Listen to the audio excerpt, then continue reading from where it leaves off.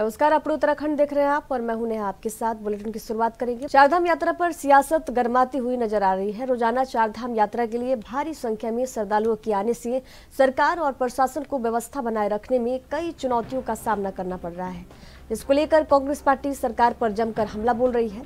कांग्रेस के प्रदेश प्रवक्ता शिषपाल सिंह बिष्ट का कहना है कि चारधाम यात्रा जिस दिन से शुरू हुई है उसी दिन में अव्यवस्था हावी है, क्योंकि समय पर पर्यटन विभाग के अधिकारियों ने होमवर्क नहीं किया और सरकार सोती रही। वहीं दूसरी तरफ बीजेपी से धर्मपुर विधायक विनोद चमोली ने पलटवार किया और कहा कि जैसे ही जनदबाव बढ़ा तो सरकार को अव्यवस्थाओं को सुधारने के लिए मैदान में उतरना पड़ा, जबकि जनता को खुश होना चाहिए कि सरकार ठीक प्रकार से काम कर रही है।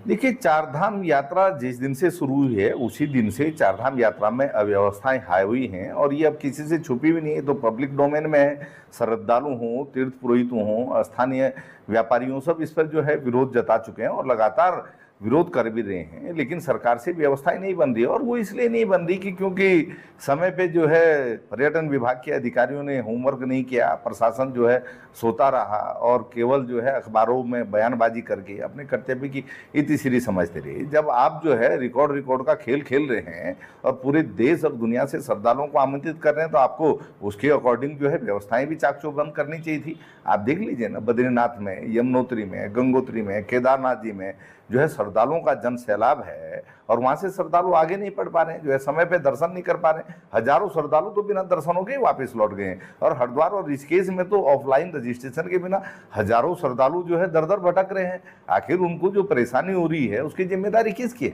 श्रद्धालुओं को अगर कटु अनुभव हो रहे हैं तो निश्चित तौर पर इससे जो है प्रदेश की छवि खराब होगी। सरकार को इसका ध्यान रखना चाहिए था और चारधाम यात्रा की जो है व्यवस्थाएं पूरी करनी चाहिए थी। पर्यटन मंत्री जब चारधाम यात्रा में प्रदेश में नहीं है, वही अपनी जिम्मेदारी नहीं समझ रहे हैं। पिछले वर्षों में भी जो है चारधाम यात्रा में वो प्रदेश से नदारद रहे, तो सरकार को जो है इसका संज्ञान लेना चाहिए और चारधाम यात्रा में जिसने भी लापरवाही बरती है उसके खिलाफ एक्शन लेना चाहिए। इसकी जवाबदेही तय होनी चाहिए। आखिर जवाबदेही किसकी है लापरवाही?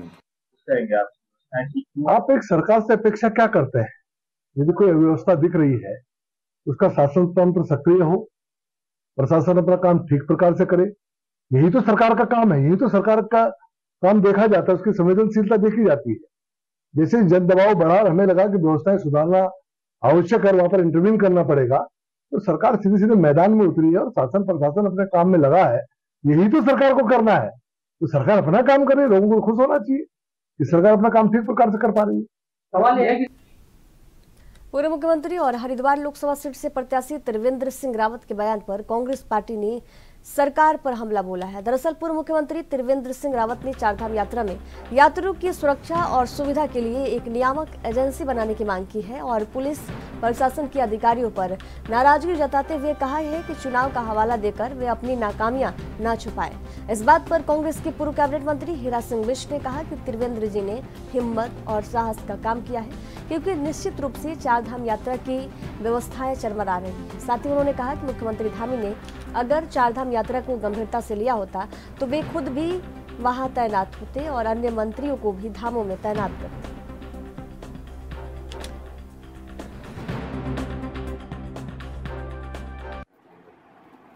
हाँ, पूर्व मुख्यमंत्री त्रिवेंद्र सिंह रावत जी का एक बयान आया है यात्रा को लेकर, निश्चित रूप से कि व्यवस्थाएं चरमरा रही हैं, व्यवस्थाएं ठीक नहीं चल पा रही हैं। समिति बने, ये उन्होंने बड़े हिम्मत और साहस का काम किया है। मैं उनको बधाई भी देना चाहता हूँ कि जो वास्तविकता उसका वर्णन किया है कि वाकई में इतने लोग मर गए, यात्री बिना दर्शनों के पहले टाइम आ रहे, कोई रुकने की व्यवस्था नहीं, चिकित्सा की व्यवस्था नहीं और बदनामी हो रही, सरकार के खिलाफ नारेबाजी हो रही, पर्यटन मंत्री के खिलाफ नारेबाजी हो रही। पहले टाइम ऐसा हुआ।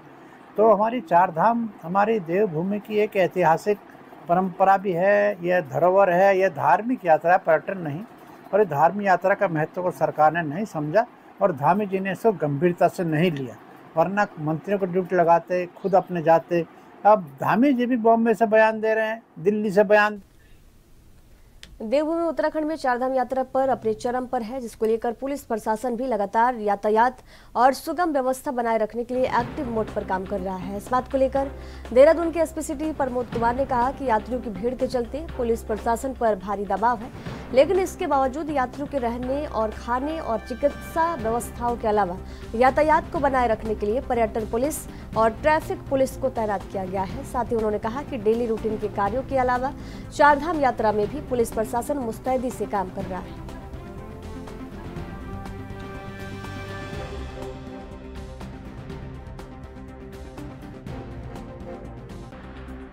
देखिए, अभी जैसा आपको पता है कि तकरीबन 2 हफ्ते हो गए हमारी चारधाम यात्रा शुरू हो चुकी है और इस टाइम यात्रियों का भी काफ़ी प्रेशर है। तो लेकिन हमारे द्वारा जो है समस्त जो भी यात्री हैं तो उनको जो भी दर्शन के लिए जो है चारों धामों के लिए उनको फैसिलिटेट करवाया जा रहा है और जो भी व्यवस्था होती है उनके रहने की हो गई या खाने पीने की हो गई या चिकित्सा व्यवस्था हो गई है और हमारी टूरिस्ट पुलिस भी है, ट्रैफिक पुलिस भी है, उनको भी उनके जो है ताकि उनके लिए यात्रा सुगम रहे, व्यवस्थित रहे, उनको भी लगाया गया है। तो अभी जैसा आप कल देख रहे होंगे कि अब वो व्यवस्था शुरू में 2-3 दिन क्योंकि भीड़ अप्रत्याशित रूप से ज़्यादा आ गई थी तो थोड़ी दिक्कतें हुई थी जरूर, लेकिन अभी जो है सारी व्यवस्था जो है बिल्कुल सही व्यवस्थित हो गई है और अब सुगमता से सभी लोग अपनी यात्रा कर रहे हैं। हाँ, पुलिस जो है अभी जो अपना डेली का अपना रूटीन का काम है उसके अलावा जो हमारी चारधाम जो है तो उसमें यात्रियों की सुगमता के लिए ताकि उनकी यात्रा सुगम रहे तो उस काम को भी हम लोगों ने किया है। अच्छी मात्रा में हमारी ड्यूटी चाहे ऋषिकेश हो, चाहे विकासनगर हो, चाहे मसूरी हो, वहाँ पे लगाई जाती हैं और साथ ही साथ जो हमारा जो डेली का रूटीन काम हो, वो क्राइम कंट्रोल हो, क्राइम प्रिवेंशन हो, क्राइम इन्वेस्टिगेशन है, वो भी हमारे द्वारा जो है पूर्ण मनोयोग और उससे। देहरादून के खलंगा क्षेत्र में वाटर डैम बनाने के प्रस्ताव पर स्थानीय जनता लगातार विरोध कर रही है, जिसे देखते हुए पेयजल निगम ने अन्य स्थान चिन्हित करने की तैयारी में है। इस बात को लेकर उत्तराखंड पेयजल निगम के मुख्य अभियंता संजय सिंह ने कहा कि देहरादून को पेयजल आवश्यकताओं को पूरा करने के लिए सौंग नदी पर बांध बनाया जाना है ताकि भूजल की निर्भरता कम हो। साथ ही उन्होंने कहा कि अभी खलंगा में सिर्फ वन भूमि लेना प्रस्तावित था और उसमें अन्य विकल्पों पर भी विचार हो रहा है।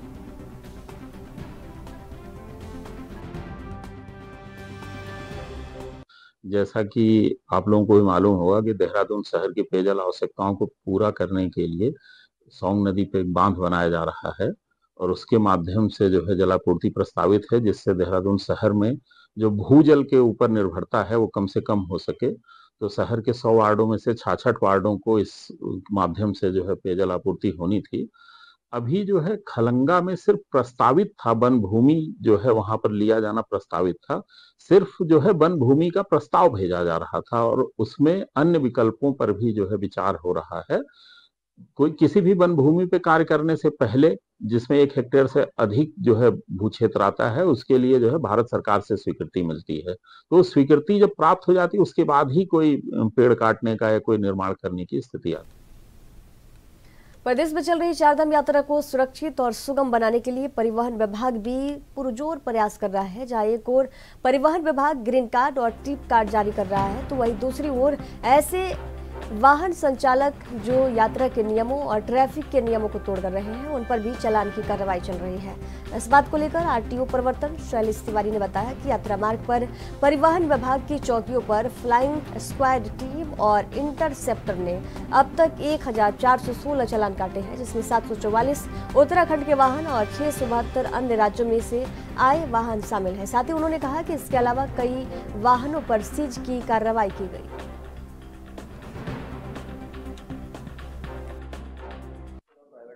चारधाम यात्रा को लेकर के हमारा जो परिवहन विभाग उत्तराखंड है वो काफ़ी एक्टिव है और हर ढंग के जो भी हमारा एफर्ट हो सकता है वो हम लोग प्रयास कर रहे हैं। उसमें क्या है, ग्रीन कार्ड ट्रिप कार्ड बनाने की बात है और उसको रेगुलेट करने की बात है। साथ ही साथ अगर कोई नियम कानून को तोड़ता है, ठीक है, जो ट्रैफिक के नियम है और मोटर व्हीकल के एक्ट के नियम है उसको तोड़ता है तो उसमें हम लोग कार्रवाई कर रहे हैं। और अभी तक जो हमारे चेक पोस्ट लगे हुए हैं और जो फ्लाइंग स्क्वाड हमारे हैं, इंटरसेप्टर जो दल है, इन लोगों ने मिल करके 1416 चालान कल शाम तक किए हैं। इसमें आप देखेंगे 744 जो चालान हुए हैं वो ऐसी गाड़ियों के हुए हैं जो उत्तराखंड की गाड़ियां हैं और 672 ऐसी गाड़ियां हैं जिनका चालान किया गया है, वो अन्य राज्यों के हैं। तो हमारी जो दो टाइप की स्ट्रेटेजी है, एक तो है कि जो हमारे स्टेशनरी जो चेक पोस्ट है उस पर कार्रवाई कर रहे हैं, गाड़ियों को रोकते हैं, कागज चेक करते हैं, रजिस्ट्रेशन भी चेक करते हैं हम लोग हैं। साथ ही साथ चेक पोस्ट से अगर कोई आगे जाता है गाड़ी वाला, तो वहाँ भी मार्ग पे कई टीमें लगी हुई हमारी हैं जो चेक करती हैं गाड़ी की, और वहाँ अगर कोई कमी पाया जाता है चालान भी किया जाता है। अभी तक आप देखेंगे कई गाड़ियों को सीज भी किया गया। लोकसभा चुनाव को लेकर बीजेपी कांग्रेस लगातार अपना प्रचार प्रसार करने में जुटी हुई है। वहीं पंजाब में लोकसभा चुनाव के प्रचार प्रसार के लिए उत्तराखंड से बीजेपी के 20 नेता रवाना हो चुके हैं, जिसमें प्रदेश महामंत्री आदित्य कोटरी भी शामिल हैं, जो अमृतसर, फतेहगढ़ साहिब, फिरोजपुर और फरीदकोट लोकसभा सीटों पर प्रचार प्रसार करेंगे। इस बात को लेकर बीजेपी के प्रदेश प्रवक्ता विपिन कैंथोला ने कहा कि पंजाब में बहुत बड़ी संख्या में उत्तराखंड के प्रवासी रहते हैं।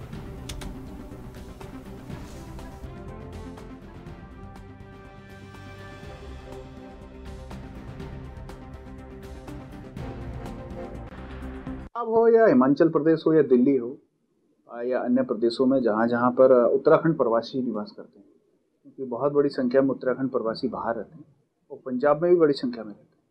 चंडीगढ़ हो, वो लुधियाना हो, वो अमृतसर हो, जितने बड़े शहर हैं पंजाब के, वहाँ पे आप देखेंगे तो पहाड़ के लोग वहाँ रहते हैं। गढ़वाल सभा से, कुमाऊँ सभा से, इस प्रकार की संस्थाएँ हमारे पहाड़ के लोगों की रहती हैं।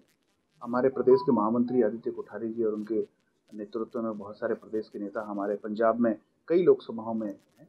और अगर आप हिमाचल की बात करें तो हमारे सांसद अजय टमटा जी, हमारे प्रदेश के अध्यक्ष महेंद्र भट्ट जी, हमारे जो महामंत्री संगठन है वो, और हमारे हमारे जो मंत्री हैं, तमाम जो विधायक हैं, उन सब लोगों को वहाँ लगाया गया है। और हिमाचल में बड़ी संख्या में हमारे जो कार्यकर्ता हैं वो गए हुए हैं। निश्चित रूप से प्रवासी लोगों से संवाद करके बेहतर ढंग से हम और वहाँ पर जीत को इंक्रीज करें और बड़ी जीत को हम आगे बढ़ा सकें, उन सब चीज़ों पर भारतीय जनता पार्टी काम करती है। और आने वाले समय आप देखिएगा 4 तारीख को जहाँ जहाँ पर हमारे प्रवासी गए हैं, निश्चित रूप से उन सीटों में जीत का अंतर और बढ़ने वाला है। चारधाम यात्रा को सुचारू रूप से चलाने के लिए राज्य सरकार लगातार कड़ा प्रयास कर रही है, जिसके चलते राजधानी देहरादून में गढ़वाल आयुक्त विनय शंकर पांडे ने प्रेस वार्ता की। इस दौरान विनय शंकर पांडे ने कहा कि अभी तक कुल मिलाकर 9,64,302 यात्रियों ने चारों धामों में दर्शन किया है। साथ ही उन्होंने कहा कि पिछले साल की चारधाम यात्रा से अगर हम इसकी तुलना करें तो इस बार लगभग दोगुनी संख्या में इस बार यात्रा कर रहे हैं लोग।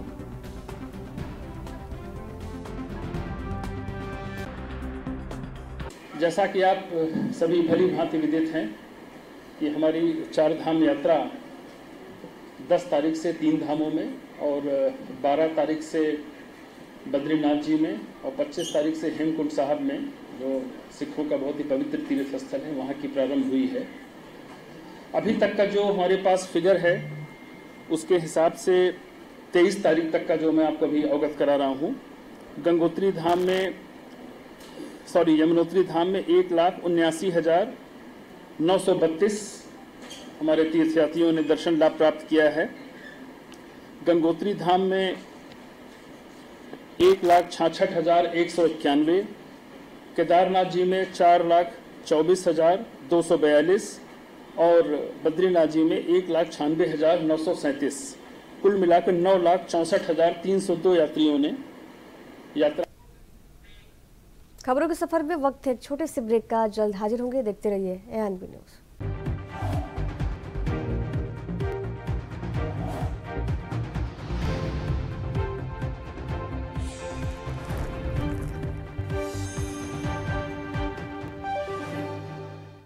ब्रेक के बाद एक बार फिर से स्वागत है आपका। चारधाम यात्रा शुरू होने के बाद श्रद्धालु की भीड़ में लगातार इजाफा 7 लाख से ज्यादा पहुंच गया है। लगातार बढ़ती भीड़ के कारण चारधाम में अव्यवस्था भी देखने को मिल रही है। पूर्व विकेटीसी अध्यक्ष गणेश गोदियाल ने चारधाम की अव्यवस्थाओं पर सवाल खड़े किए और सरकार को सर्वदलीय बैठक का सुझाव दिया। क्या कुछ गणेश गोदियाल का कहना है, सरकार उनके सुझाव को किस तरीके से ले रही है, देखिए ये रिपोर्ट।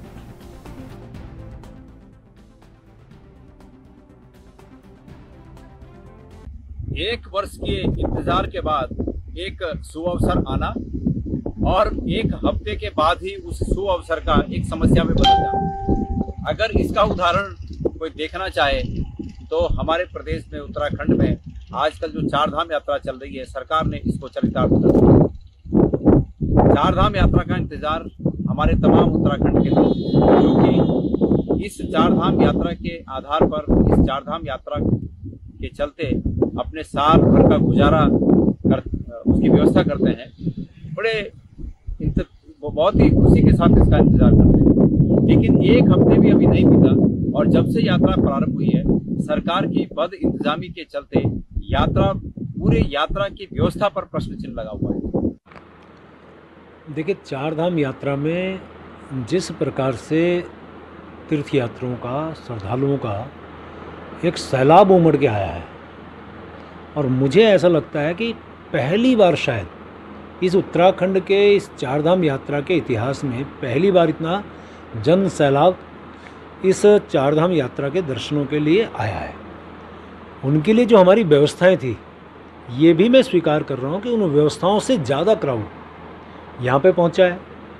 अब आप देखिए कि ये इसको इस हिसाब से हमें समझना पड़ेगा कि प्लेन्स के जितने भी मंदिर हैं, प्लेन्स के जितने भी तीर्थ हैं, प्लेन्स की जितनी भी चीज़ें हैं, उसमें तो व्यवस्थाएं आप मुकम्मल कर सकते हैं, लेकिन पहाड़ पे उसकी कैरिंग कैपेसिटी के आधार पे ही व्यवस्थाएं आप कर सकते हैं। इसलिए हमने पहले से ऑनलाइन रजिस्ट्रेशन, फिर ऑफलाइन रजिस्ट्रेशन, ये सारी व्यवस्थाओं के बाद फिर हम अपनी व्यवस्थाओं को हमने चार चौबंद किया। लेकिन आप देखें, उससे ज़्यादा क्राउड आ रहा है।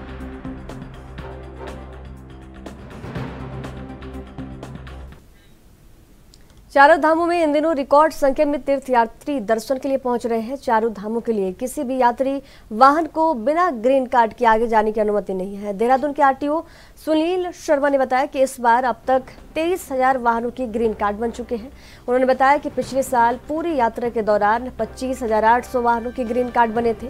आरटीओ सुनील शर्मा ने यह भी बताया कि वाहनों के ग्रीन कार्ड बनाए जाने की प्रक्रिया के दौरान उनकी टेक्निकल जांच की जाती है, ताकि वे पहाड़ी रास्तों पर चलने के लिए फिट है या नहीं। ग्रीन कार्ड बनाए जाने के दौरान छोटे वाहनों से 450 और बड़े वाहनों से 650 रुपए जमा कराए जाते हैं। इसके साथ ही ऑनलाइन जमा कराए जाते हैं।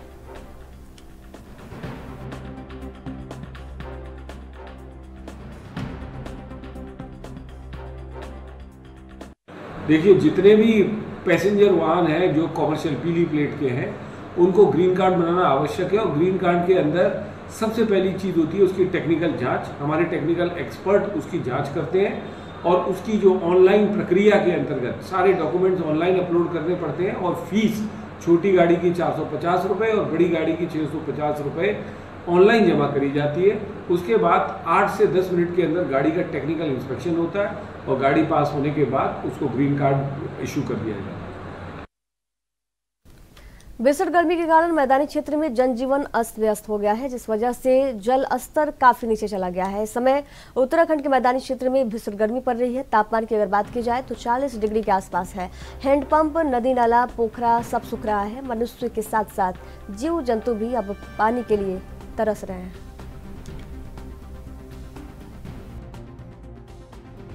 विगत काफ़ी समय से जो क्लाइमेट चेंज की बात आ रही है, तमाम तरह के ऐसी परिस्थितियाँ, वो चाहे एग्रीकल्चर के फील्ड में हो, चाहे पेड़ों की सुरक्षा को लेकर हो, जल संरक्षण को लेकर के हो, इन चीज़ों को अगर हम व्यवस्थित ढंग से सुरक्षित नहीं रखेंगे तो आने वाली पीढ़ियाँ निश्चित ही इसके दुष्परिणाम भुगतेंगी। इन सारी चीज़ों को ध्यान में रखते हुए कल ही मैंने किसान बंधुओं की बैठक लिया, जिसमें एग्रीकल्चर फील्ड के तमाम जो एक्सपर्ट हैं उनको भी मैंने बुलाया था और उनसे काफ़ी लंबा डिस्कशन हुआ। तो ये बात आई कि जो पानी का वाटर लेवल नीचे जा रहा है, उसमें धान का भी एक बहुत बड़ा रोल है, पैडी का, जो समर पैडी है स्पेशली। तो उसके लिए क्या विकल्प हो सकता है? मक्का है, दाल वाली फसलें हैं, पल्सेस हैं या गन्ना है, तमाम चीज़ें हैं जो विकल्प के तौर पर धान के खेती की जा सकती है। उन विषय में डिस्कस हुआ। किसानों के बीच में ये बात लाई गई कि आप लोग भी इसमें सुझाव दीजिए।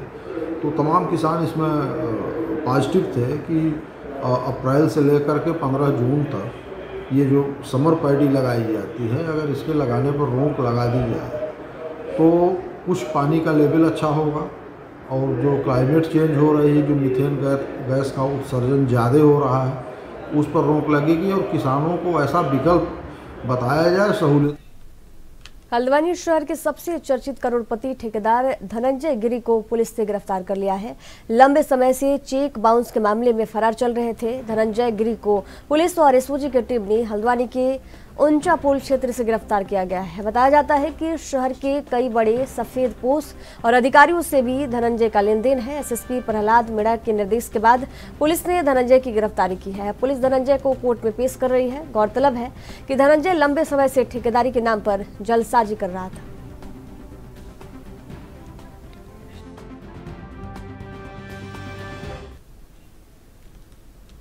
चारधाम यात्रा के लिए ऑनलाइन रजिस्ट्रेशन से फर्जीवाड़ा करने वाले टूर ऑपरेटरों की संख्या लगातार बढ़ती जा रही है। एक ही दिन में ऋषिकेश में अलग अलग स्टेट के 123 श्रद्धालुओं के साथ रकम ऐड कर रजिस्ट्रेशन का फर्जीवाड़ा किया गया है। ऋषिकेश में चेकिंग के दौरान ये मामला पकड़ में आया है। पुलिस ने एसएसपी के निर्देश पर टूर ऑपरेटर के खिलाफ मुकदमा दर्ज कर उनकी गिरफ्तारी के प्रयास शुरू किए हैं। एसएसपी ने श्रद्धालुओं से रजिस्ट्रेशन के फर्जीवाड़े से सावधान रहने की अपील की है।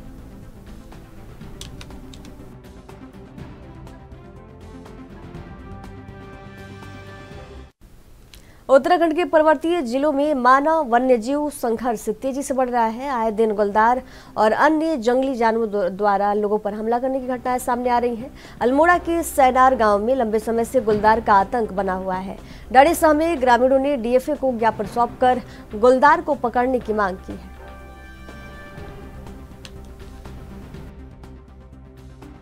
इससे पहले भी मैंने कितनी बार यहाँ फोन करके इनको ज्ञापन भी दिया है कि तेंदुओं का हमला हो रहा है और आतंक हो रहा है गाँव पे, और गांव वाले भयभीत है उसको देखकर। और कल ही का दिन है, हमारे पूर्व प्रधान जी के घर में घुस गया था वो, जहां उनके गाय पर हमला कर दिया और बच्चे पर भी हमला करने के लिए तैयारी थी वो, तो अगल बगल वालों ने शोर मचाकर वो भाग गया। और हम उससे लंबे समय से मांग कर रहे हैं कि पिंजरा लगना चाहिए, और क्या कहते हैं पिंजरा अभी तक नहीं लगा। आज डिपो साहब से मिले, डिपो साहब ने हमें विश्वास दिलाया कि 1 हफ्ते या 2 हफ्ते के अंदर हम वहाँ पिंजरा लगा देंगे करके। अभी कुछ लोग यहाँ पे आए थे जिनका कहना है कि सैनार गांव का मामला है। यहाँ पे जो पूर्व प्रधान है वो भी यहाँ पे आए थे। इनका कहना है कि लेपर्ड की शिकायतें आ रही हैं वहाँ पे आसपास, और पहले भी इन्होंने शिकायत की जिसमें वन विभाग की टीम मौके पे गई थी, लेकिन इनका कहना है कि पुनः समस्या होने लगी है और लेपर्ड देखा जा रहा है। तो इस क्रम में जो है मैं अपने जो रेंज अधिकारी हैं उनको मैं निर्देशित कर रहा हूँ कि तुरंत मौके पर जाके और मौके की स्थिति देखें, और ज़रूरत पड़े तो आप पिंजरे के लिए रिकमेंड करें ताकि मैं उच्च स्तर से परमिशन लेकर यहाँ पे पिंजरा लगा सकूँ।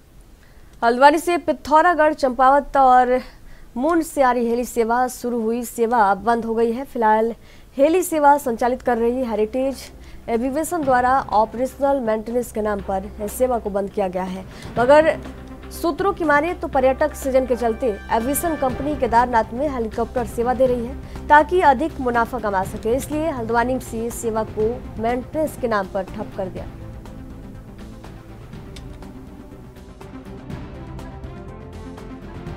देखिए, हेरिटेज इंडिया द्वारा एक हेली सेवा यहाँ से चलाई जाती थी चंपावत, मुंशियारी और पिथौरागढ़ के लिए, और उनके द्वारा ये अवगत कराया गया है कि उनके पास एक हेली था जो ऑपरेशन और मेंटेनेंस में चले गया है। इस कारण वो अभी यहाँ पे हेली सेवा देने में समर्थ नहीं है, और जून के तृतीय सप्ताह से वो पुनः अपनी सेवाएं बहाल कर लेंगे। अभी कितने माह तक ये हेली सेवा चल पाई? और देखिए, शुरुआत उन्होंने कर ली थी और करीबन 1-2 माह ये चली है, और अब 1 माह बाद ये पुनः उन्होंने चालू करने के लिए इसको लिखा हुआ है। तो सर, ये जो हेली सेवा ठप होने से क्या लगता है सर, जो लोगों को जो राहत महसूस होती थी, अब दिक्कत होती तो उसमें किस प्रकार से सरकार जो हेरिटेज इंडिया द्वारा अवगत कराया गया है उन्होंने ये लिखा है कि उनका जो हेली है उसको ऑपरेशन और मेंटेनेंस में डाला गया है और बंद नहीं की गई है। तो उम्मीद यही है कि फिर से हेली सेवा चालू हो जाएगी और फिर से सुविधा जो भी लाभ मिल रहा है वो पुनः मिला करेगी। अब उत्तराखंड की खबरों के सफर में दीजिए जाने की इजाजत। देखते रहिए एनबी न्यूज। नमस्कार।